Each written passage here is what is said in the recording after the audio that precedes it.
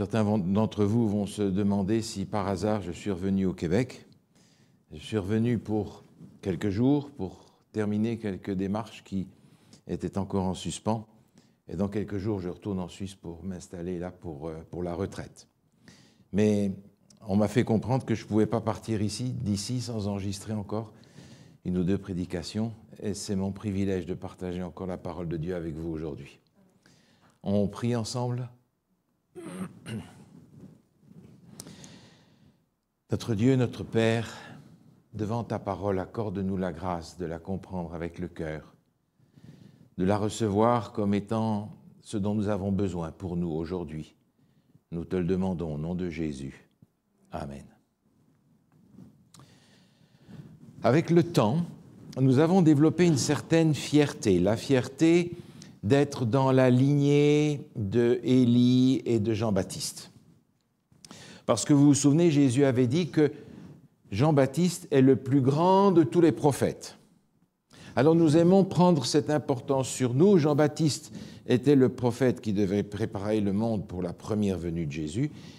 Et nous disons que nous sommes ceux qui doivent préparer le monde pour la deuxième venue de Jésus. Et c'est un événement extrêmement important aussi. Nous avons donc développé cette certaine fierté d'avoir une mission prophétique, et c'est juste. Mais on a parfois oublié ce que Jésus avait dit aussi de Jean-Baptiste, après avoir dit qu'il est le plus grand de tous les prophètes. Jésus avait dit que le plus petit dans le royaume des cieux sera encore plus grand que lui. Maintenant, quand on regarde l'Église face à cette prétention, et je ne parle pas de l'Église de Saint-Georges, je parle de l'Église d'une façon globale, générale, on n'a pas l'impression que l'Église est à la hauteur de ses prétentions. Parce que dans l'Église, il y a toutes sortes de difficultés. Par exemple, les divorces, le nombre de divorces s'approche dangereusement du nombre de divorces qu'il y a dans le monde, là, à l'extérieur. Dans l'Église, j'entendais il y a quelque temps parler d'un colporteur qui, il y a quelques années, a été arrêté pour un vol à main armée dans une banque. Certains leaders de l'Église, même prédicateurs, sont très confus par rapport à leur genre. Et puis, quand on regarde l'Église, on se rend compte qu'au moment des nominations, il y a toujours des gens qui essayent de faire comprendre qu'ils mériteraient une certaine considération, certains postes. Il y a de l'ambition dans l'Église, il y a de l'orgueil dans l'Église, il y a des scandales dans l'Église. Et on se dit, mais enfin, comment réconcilier cette fierté que l'on a d'être dans la lignée d'Élie et de Jean-Baptiste, avec texte à l'appui, et puis la réalité de ce qui se passe dans l'Église d'une façon globale. Le plus petit dans le royaume des cieux sera plus grand que lui. Et sans aucun doute, si la mission de Jean-Baptiste a fait de lui le plus grand prophète, il n'était pas le plus grand personnage que la terre a porté en tant que personne. Il a douté aussi. Il avait ses faiblesses, comme tout le monde. Et je crois que cette parole de Jésus s'adresse aussi à nous. Le plus petit dans le royaume des cieux sera encore plus grand que nous. L'Église n'est grande que par la mission qu'elle a reçue. On peut être ainsi déçu de ce qu'on voit dans l'Église ou de ce que nous sommes nous-mêmes. Et honnêtement, regardez à vous-même, il n'y a pas toujours des bonnes raisons d'être fiers de nous-mêmes et de notre progrès dans notre vie spirituelle non plus. Alors on se pose la question, mais comment est-ce que Dieu va provoquer un réveil dans une église, dans une telle condition? Est-ce qu'on peut attendre un réveil dans une situation semblable? Comment Dieu va-t-il s'y prendre? Vous avez lu, j'en suis sûr, cette phrase que vous connaissez. Ellen White dit « On aura l'impression que l'Église va tomber, mais elle ne tombera pas. » C'est dire à quel point l'Église va se trouver dans une situation déplorable à un certain moment donné de l'histoire. Déplorable au point qu'on se dise « c'est fini ». Mais elle ne tombera pas. Et si l'Église ne tombe pas, c'est parce que le Seigneur a donné des clés dans sa parole pour que l'Église se relève. Je relisais il y a quelque temps les épîtres de Paul, et en relisant les épîtres de Paul, il y a une expression qui m'a frappé particulièrement, cette fois-ci davantage que les fois précédentes, deux expressions que l'apôtre Paul utilise. Et en relisant les épîtres, j'ai compris que ces deux expressions étaient véritablement les clés pour qu'un réveil se produise dans l'Église. J'aimerais justement avec vous aujourd'hui regarder ces deux expressions. La première se trouve dans l'épître de Paul aux Romains, et je vous invite à regarder ces textes avec moi. Dans l'épître de Paul aux Romains se trouve là un texte que nous connaissons bien, et où cette expression que l'apôtre Paul utilise fréquemment se trouve utilisée. Romains chapitre 8, le verset 1er dit ceci. « Il n'y a donc maintenant aucune condamnation pour ceux qui sont en Jésus-Christ. » C'est cette expression « en Jésus-Christ » que j'aimerais relever avec vous aujourd'hui. Et vous remarquez dans ce texte, il n'y a donc aucune condamnation pour ceux qui sont en Jésus-Christ. Cela veut dire que quand on est en Jésus-Christ, on est sauvé, on est pardonné. Être en Jésus-Christ. Et j'aimerais regarder quelques textes pour essayer d'enrichir le sens de cette expression. Tournez quelques pages avec moi dans la deuxième épître de Paul aux Corinthiens, au chapitre 5. 2 Corinthiens, chapitre 5. Là encore, il y a une expression, un texte que vous connaissez bien, au verset 17, il est dit « Si quelqu'un est en Christ, il est une nouvelle création. » C'est une page qui a été tournée.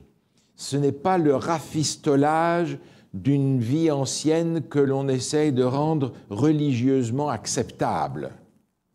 C'est l'entrée dans le royaume de Dieu. On est une nouvelle création. On a tourné une page, c'est un nouveau chapitre dans notre vie. Être en Christ, c'est être différent. Et on retrouve derrière cette différence, cette page tournée dans notre vie, une expression que nous connaissons bien, qui est la conversion.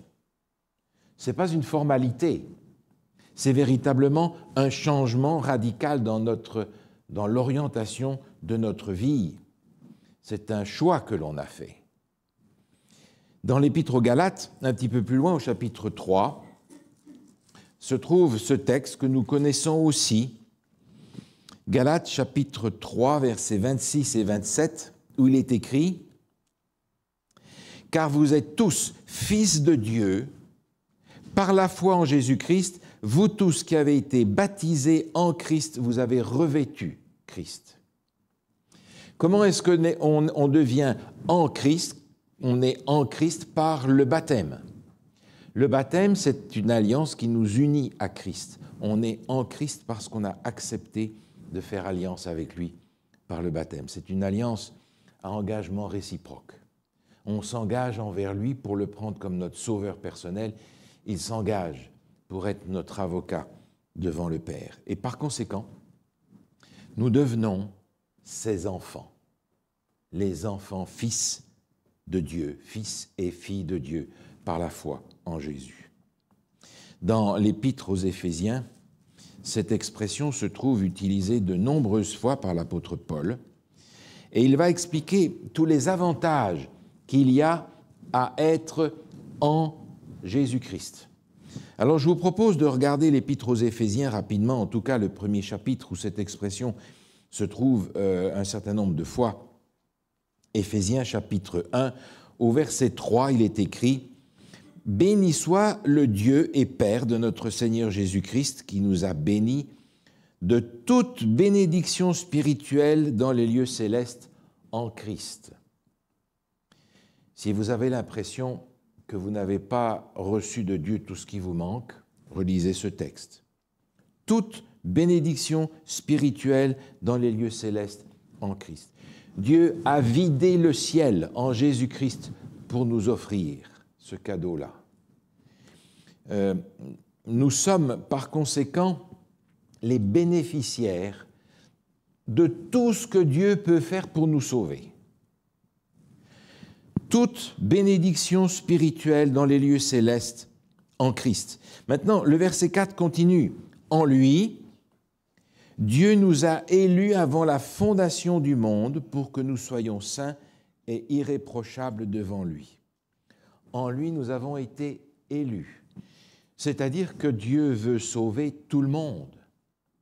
Son plan du salut s'adresse à tous, avec un objectif, saint et irréprochable.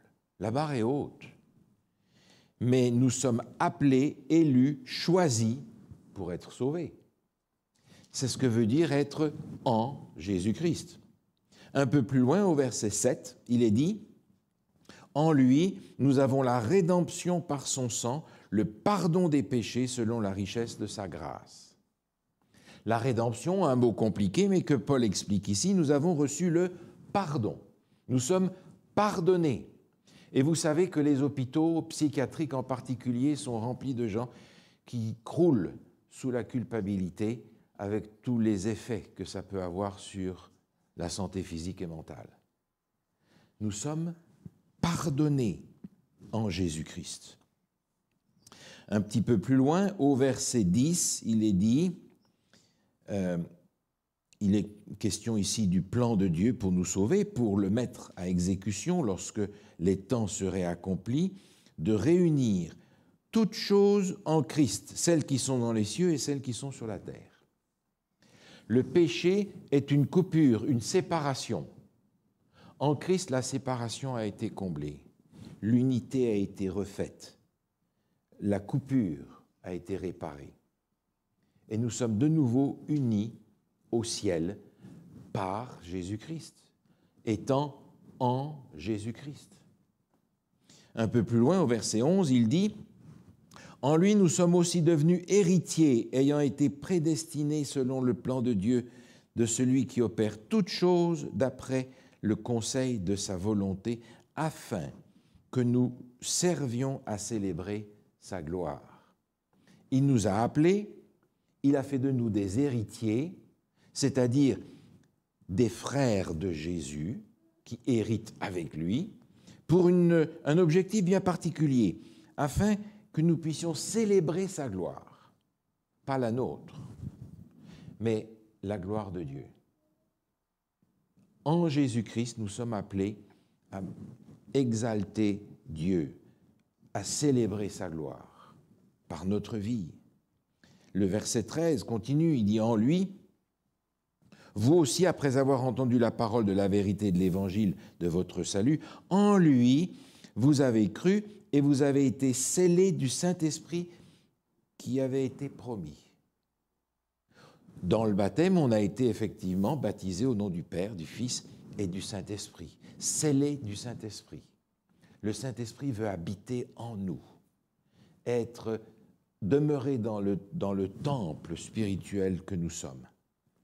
Et puis, si on regarde un peu plus loin au chapitre 2, au verset 6, il est dit, il est question de Dieu, il nous a ressuscités ensemble et nous a fait asseoir ensemble dans les lieux célestes en Jésus-Christ. Nous sommes en Jésus-Christ et par conséquent, nous sommes déjà dans le ciel. Nous avons un pied au paradis parce que nous sommes déjà assis avec Jésus sur son trône dans le ciel. Vous avez pensé à ça? C'est vrai que nous vaquons à toutes nos activités sur la terre, mais la promesse est faite, si vous êtes en Jésus-Christ, vous avez déjà votre place au ciel parce que Jésus y est pour vous. Extraordinaire. Extraordinaire. Et puis au verset 10, juste après, il est dit « Car nous sommes son ouvrage, ayant été créés en Jésus-Christ pour de bonnes œuvres que Dieu a préparées d'avance, afin que nous les pratiquions. » Nous avons été créés. Ce n'est pas juste la modification de certaines faiblesses, c'est une recréation, comme le texte de 2 Corinthiens le mentionnait tout à l'heure. Recréation. Être en Christ, en Jésus-Christ, est essentiel. c'est d'avoir accepté Jésus comme notre sauveur personnel, c'est d'avoir fait alliance avec lui par le baptême. C'est le début d'une vie nouvelle. On a tourné la page, on a commencé quelque chose de tout à fait nouveau, et on doit pouvoir avoir, par tout ce que représente en Jésus-Christ, avoir l'assurance du salut, en Jésus-Christ. Maintenant, la plupart d'entre nous aujourd'hui sont en Jésus-Christ. Parce que nous avons accepté Jésus comme notre sauveur personnel, parce que nous avons été baptisés, parce que nous avons tourné la page par rapport à notre vie passée, la plupart d'entre nous aujourd'hui sont en Jésus-Christ. Et s'il en est parmi nous qui ne sont pas en Jésus-Christ, qui n'ont pas fait ce choix encore, je les invite à y réfléchir très sérieusement. Parce que c'est essentiel. On ne peut pas se permettre, dans le temps où nous sommes aujourd'hui, à ne pas être en Jésus-Christ. Le temps est court. Nous avons besoin d'être attachés à lui parce qu'il revient bientôt. Être en Jésus-Christ. Et le temps, l'érosion de notre expérience spirituelle par tout ce que nous vivons les uns les autres a peut-être enlevé de notre cœur la joie d'être en Jésus-Christ. Les difficultés de la vie, les problèmes de la vie ont peut-être donné à la tristesse la première place dans notre cœur. Pourtant, quand on voit tous les bénéfices qu'il y a à être en Jésus-Christ, mes amis, c'est une source de joie complète. D'ailleurs, il y a une promesse dans l'Épître aux Romains, une promesse et une invitation à nous accrocher à cette promesse. Dans Romains chapitre 6, l'apôtre Paul dit ceci au verset 11. Romains chapitre 6, verset 11. Romains chapitre 6, verset 11. Ainsi vous-même, regardez-vous comme morts au péché et comme vivants pour Dieu en Jésus-Christ. En Jésus-Christ, nous sommes morts, mais on n'aime pas être mort. Ça ne nous intéresse pas beaucoup. Il dit, mais vous êtes vivants en Dieu, en Jésus-Christ, pour Dieu. C'est une autre vie, vous comprenez. C'est une vie différente. C'est cette page qui a été tournée et qui nous donne la joie et l'assurance d'être sauvés et du salut. Maintenant, il faut se souvenir que être en Jésus-Christ et tous les bénéfices que ça représente, ça n'est possible que grâce à la croix de Jésus. Pas de croix, pas d'espérance, pas de salut. La croix de Jésus s'élève énorme et très puissante dans notre vie, parce que sans la croix de Jésus, il n'y a pas la grâce non plus. Vous avez entendu dans le christianisme d'aujourd'hui cette phrase et cet enseignement, « Une fois sauvé, toujours sauvé ». Nous ne l'enseignons pas parce que ce n'est pas biblique. Nous ne pouvons pas justifier cette phrase-là par l'enseignement de toutes les Écritures. Mais, même si nous ne l'enseignons pas, même si nous ne le disons pas, je crains que certains d'entre nous vivent comme si c'était vrai. Une fois sauvé, toujours sauvé. Au point de comparer notre vie chrétienne à un voyage en train. On monte dans le train, on s'installe dans le train et on n'a plus qu'à attendre que le train arrive à destination. On peut dormir en route, l'Odyssée, n'est-ce pas? Mais la Bible ne compare jamais la vie chrétienne à un voyage en train. Jamais.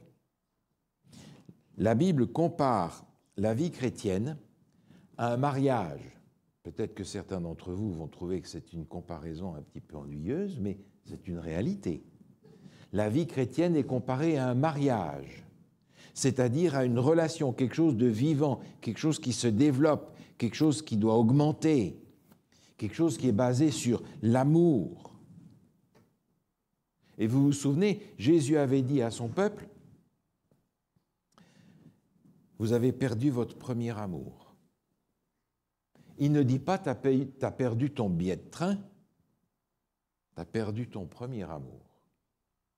Pour exprimer ce fait que c'est une relation qui doit être de plus en plus serrée, de plus en plus étroite, de plus en plus fructueuse. Mais nous avons certaines expressions qui trahissent la manière dont nous voyons la vie chrétienne. Par exemple, vous avez entendu des gens dire « Oh, vous savez, moi j'ai été baptisé en 1954 par frère XY. » Et après, qu'est-ce que ça change? Qu'est-ce que ça change? Qu'est-ce que tu as fait depuis 1954 dans ta vie chrétienne jusqu'à aujourd'hui? Et que ça a été frère XY ou frère ABC, qu'est-ce que ça change dans ta vie chrétienne? Rien. Mais qu'est-ce que tu en as fait depuis? Avec cette idée qu'on est monté dans le train à ce moment-là et que depuis, tout va bien. Et que rien ne peut nous faire tomber du train. Illusion. Alors je vois l'Église aujourd'hui avec ses faiblesses. Je me vois avec mes faiblesses. Et on ne peut que constater les faiblesses, parfois même scandaleuses, de l'Église. Et se dire, mais comment se fait-il que tous ces gens qui sont en Jésus-Christ n'ont pas une vie chrétienne à la hauteur des prétentions et des attentes de Dieu? Avec tous les problèmes que l'Église véhicule, et encore une fois, l'Église globalement parlant, comment est-ce que Dieu va provoquer un réveil dans une Église comme ça? Je crois qu'il serait bien qu'on se pose la question, que je me pose la question, que vous vous posiez la question. Dans l'Église où je suis, est-ce que je fais partie des problèmes ou des solutions? Alors, nécessairement, on va dire, moi, je fais toujours partie des solutions. Réfléchissez une deuxième fois pour être sûr. Est-ce que je fais partie des problèmes ou des solutions? Des problèmes qui rendent peut-être le réveil impossible maintenant. Alors c'est là qu'intervient cette deuxième expression dans les épîtres de Paul. Si être en Christ est insuffisant pour que nous soyons à la hauteur de nos ambitions et de ce que Dieu attend de nous, qu'est-ce qui manque? Qu'est-ce qui manque? Et ce qui manque se trouve, je crois, dans la deuxième expression que l'apôtre Paul utilise souvent. Et j'aimerais regarder cette deuxième expression avec vous parce qu'il me semble qu'elle est la clé d'un réveil dans ma vie, dans l'Église, dans nos familles et de la préparation au retour de Jésus. Cette expression se retrouve par exemple dans la première épître de Paul aux Colossiens, chapitre 1. Colossiens, chapitre 1. Colossiens, chapitre 1, au verset 27. Il est question du mystère que Dieu a révélé pour les païens, le plan du salut. Et il dit, Dieu a voulu leur faire connaître la glorieuse richesse de ce mystère parmi les païens, savoir Christ en vous, l'espérance de la gloire. On a parlé tout à l'heure de nous en Christ, mais cette fois-ci, il est question de Christ en nous. Et Christ en nous, c'est l'espérance de la gloire, l'assurance de participer à cette gloire que le Seigneur veut nous donner à son retour. C'est très différent. Être en Christ, c'est une chose. Mais Christ, être en nous, c'est autre chose. Et c'est probablement ce qui nous manque à bien des égards. Regardez encore ce texte dans l'épître de Paul aux Galates. Épître de Paul aux Galates au chapitre 4, au verset 19. Il est dit « Mes enfants pour qui j'éprouve de nouveau les douleurs de l'enfantement, jusqu'à ce que Christ soit formé en vous. » C'est de ça dont on parle. C'est une transformation de notre être, de notre caractère, pour que Christ soit formé en nous. Christ en nous, pas nous en lui seulement, mais lui en nous. Dans la même épître aux Galates, une page avant, au chapitre 2 et au verset 20, se trouve ce texte que nous connaissons bien. Verset 20, « J'ai été crucifié avec Christ, et si je vis, ce n'est plus moi qui vis, c'est Christ qui vit en moi. Et c'est sans doute ce qui nous manque la plupart du temps, que Christ vive en nous. Parce qu'on a l'impression que être en Christ va être pour nous suffisant, garantie de toutes les bénédictions dont on a parlé tout à l'heure. Mais l'autre aspect alors, est-ce qu'on l'a oublié? Encore une fois, dans l'Épître aux Éphésiens, où on était tout à l'heure, l'apôtre Paul utilise encore cette expression au chapitre 3. Éphésiens chapitre 3, versets 16 et 17. Il est question ici de Dieu afin qu'il vous donne, selon la richesse de sa gloire, d'être puissamment fortifié par son esprit dans l'homme intérieur, en sorte que Christ habite dans vos cœurs par la foi. Et on a ici un élément supplémentaire parce qu'on apprend que Christ va habiter dans nos cœurs par la foi, par le moyen de son esprit. Comment est-ce que ça va être possible? Parce qu'il a promis de nous donner son esprit. C'est par ce moyen-là qu'il va habiter en nous, par la foi. Dans l'évangile de Jean, on va remettre cette expression-ci dans le contexte qui nous intéresse particulièrement, c'est-à-dire la fin des temps. Évangile selon Jean, au chapitre 14, vous vous souvenez que le chapitre 14 commence par la promesse du retour de Jésus. Dès les premiers versets, nous connaissons ce texte. « Je reviendrai, je vous prendrai avec moi, afin que là où je suis, vous y soyez aussi. » Mais il continue au verset 16, il dit par exemple, « Et moi je prierai » au verset 23, pardon, chapitre 14, verset 23, « Si quelqu'un m'aime, il gardera ma parole, et mon Père l'aimera. Nous viendrons à lui, et nous ferons notre demeure chez lui. » Comment est-ce que le Père et le Fils vont faire leur demeure chez nous? Par l'action du Saint-Esprit qui est promis. D'ailleurs, on se pose parfois la question de savoir comment est-ce que Jésus a fait pour avoir cette vie parfaite, que l'on reçoit comme étant l'exemple à suivre, et qu'on n'arrive pas à suivre. Vous connaissez la recette de Jésus? Regardez dans Jean, chapitre 17. Vous vous souvenez cette prière que Jésus adresse à son Père? Il y a là la clé. Regardez bien. Jean, chapitre 17, verset 21. Dès le verset 20, il dit « Ce n'est pas pour eux seulement que je prie, mais encore pour ceux qui croiront en moi par leur parole, afin que tous soient un, comme toi, Père, tu es en moi, et comme je suis en toi. » Ah, Jésus avait compris qu'il fallait les deux morceaux.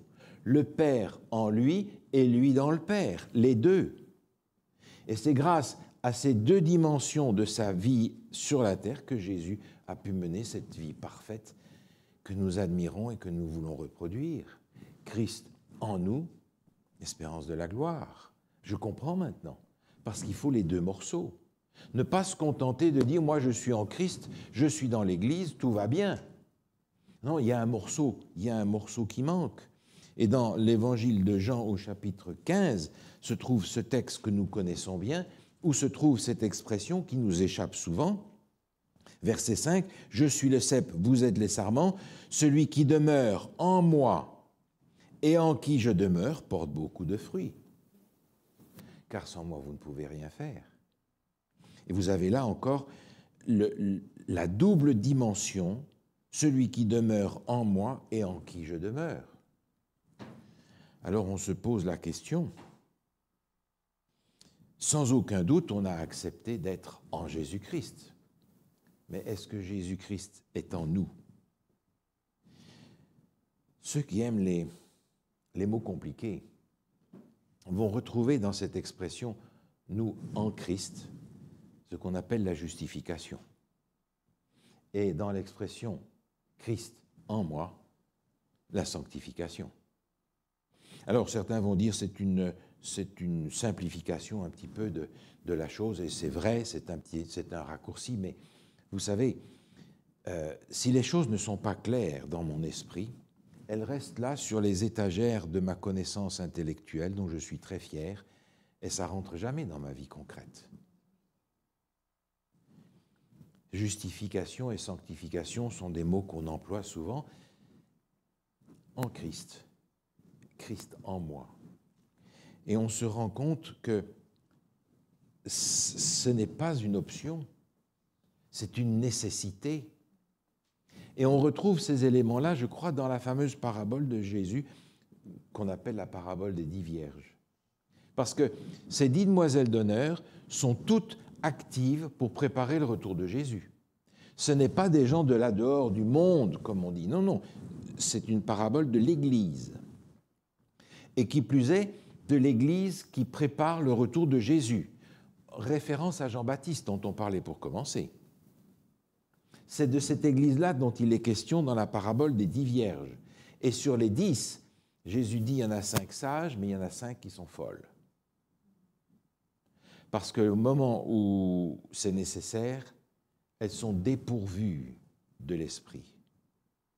Autrement dit, on pourrait dire que les 5 sages avaient la bonne recette. Elles étaient en Christ et Christ était en elles. Mais les 5 folles n'avaient pris que la première partie de la recette. Elles avaient oublié la deuxième. Elles se sont retrouvées dépourvues au moment nécessaire. Mais remarquez que toutes étaient sûres d'attendre et de recevoir la bénédiction et le salut quand Jésus reviendrait. Elles ont préparé le retour de Jésus. La question maintenant est de savoir concrètement comment est-ce que je fais pour que Jésus soit en moi. Alors, encore une fois, je vais peut-être vous décevoir, il n'y aura pas 7 points, parce que s'il y en a 7, vous allez en oublier les 3/4. On va en prendre 2 seulement, 1 et 2. Et ce sera difficile de les oublier quand même. Numéro 1, Évangile de Jean, chapitre 14, verset 16. Jean 14, verset 16. Il est dit, et c'est Jésus qui parle, « Et moi, je prierai le Père, et il vous donnera un autre consolateur afin qu'il demeure éternellement avec vous, l'Esprit de vérité. » La première chose à faire, c'est de demander à Dieu d'accomplir pour nous sa promesse, de nous donner son Esprit. Dans l'Épître aux Éphésiens, l'apôtre Paul nous dit « Soyez remplis de l'Esprit ».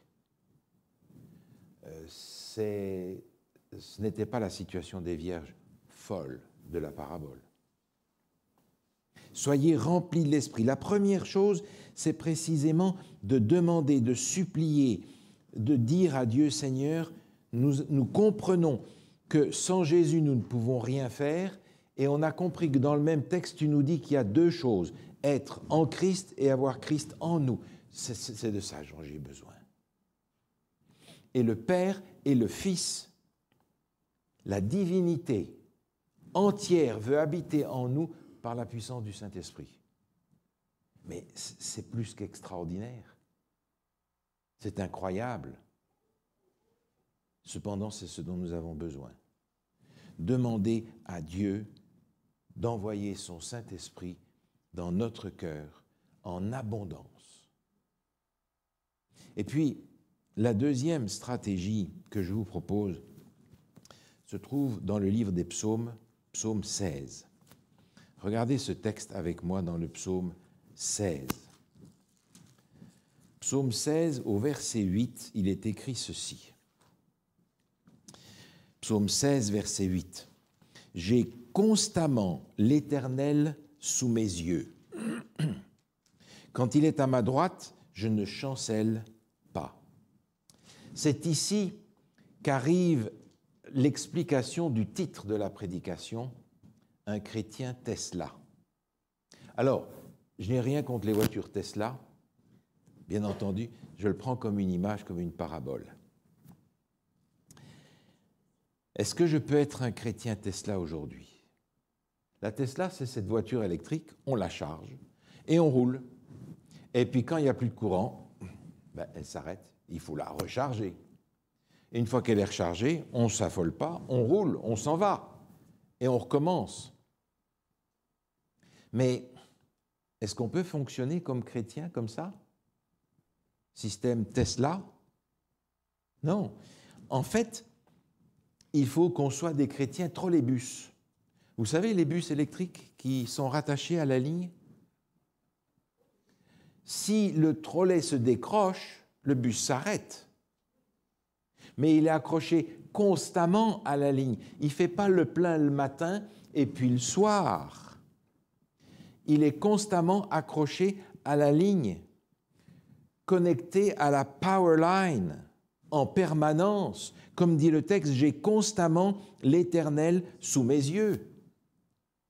Parce que nous avons pris l'habitude, on fait notre culte personnel le matin, le soir, ah ben Seigneur, je suis fatigué, bonsoir, merci, bonne nuit, et on recommence le lendemain. Et entre deux, alors? Entre deux, eh bien, on ne peut pas être un chrétien Tesla, il faut être un chrétien trolleybus, qui est constamment accroché à la ligne de puissance que Dieu veut nous donner. Regardez ce texte, c'est dans Le meilleur chemin, à la page 97. Ellen White dit exactement la même chose. Priez dans votre chambre, mais élevez aussi vos cœurs vers le ciel tout en vaquant à vos occupations de chaque jour. C'est ainsi qu'Hénoch marchait avec Dieu.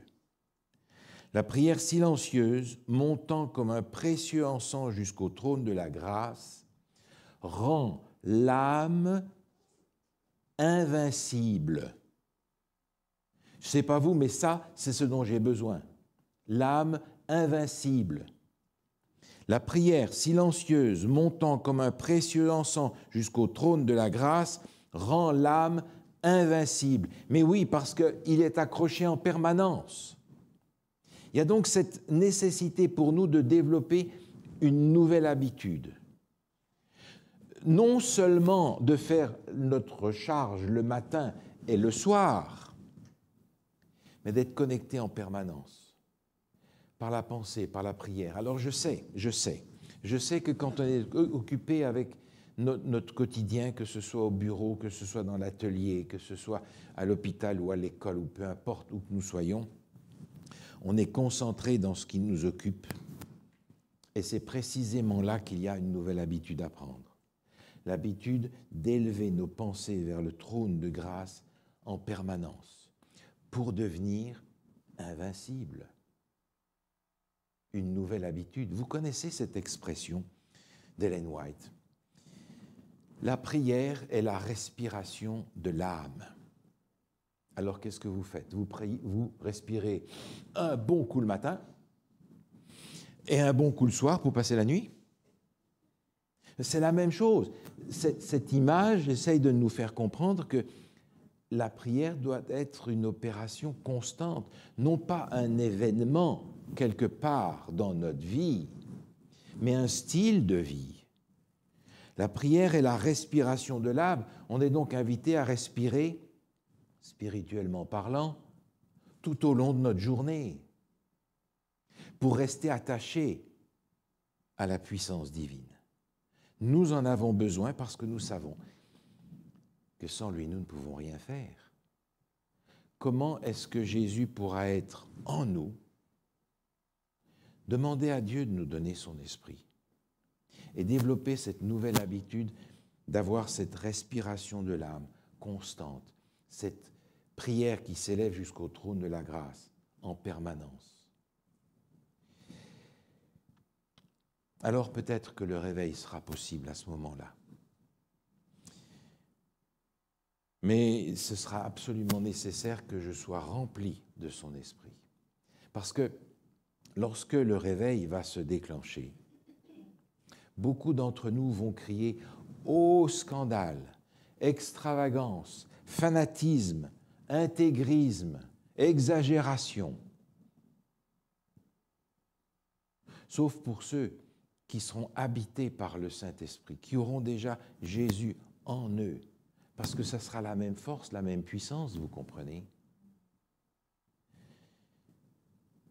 on aspire après le réveil, mais beaucoup seront surpris par le réveil parce qu'ils ne le recevront pas.